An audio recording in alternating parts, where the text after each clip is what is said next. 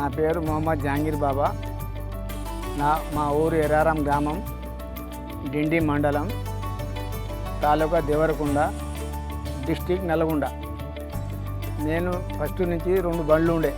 ఆ బండ్ల గురించి కొద్దిగా డీజిల్ కానీ రిపేర్లు కానీ కొద్దిగా రిస్కులో బాగుండేది.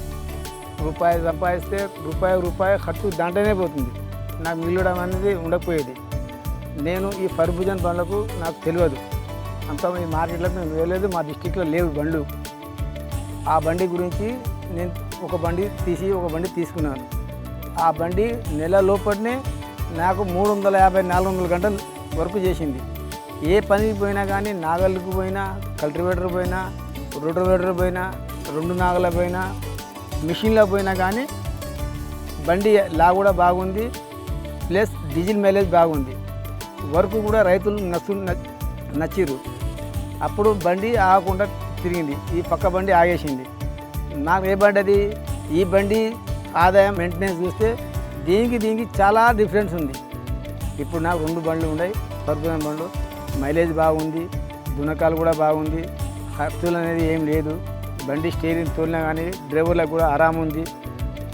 మరి పత్తి, వరి, కరిగేట్లకు కానీ, ట్రాలీ వర్క్ కానీ, మిషన్లకు కానీ, గడ్డి కట్టలు కానీ బాగా బండ్లు డీజిల్ మైలేజ్ అనేది మంచిగా ఉంది. హెచ్పి తక్కువ. ఇది 46 హెచ్పి. ప్లవ్ వేసి దున్ని మనం భూమి రోటోవేటర్ కొట్టి దున్నితే పత్తి పంట మంచిగా వస్తుంది, దిగుబడి బాగుంది. రైతులు కూడా ప్లవ్ 2 పెంకులు, ఈ రోటోవేటర్ 3 వాడుతున్నారు. ఈ బండిది మనకు ముఖ్యమైనది ఏంటంటే క్లచ్ ప్లేట్లో దమ్ము ఎక్కువ ఉంది. బండి పంపు పికప్లో ఎక్కువ దమ్ము ఉంది.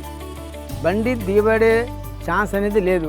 ఒకవేళ దిగబడుతుందో అనంగా కొద్దిగా ఎక్సలేటర్ కాలు పెడితే బండి బయటికి వెళ్ళిపోతుంది.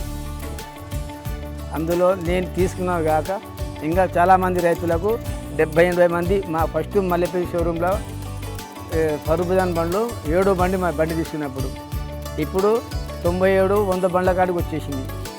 ఏ రైతు ఫోన్ చేసినా కానీ బండి బాగుంది, మైలేజ్ బాగుంది అని చెప్పారు. నేను చెప్తే వాళ్ళు తీసుకోరు, చాలామంది తీసుకోరు.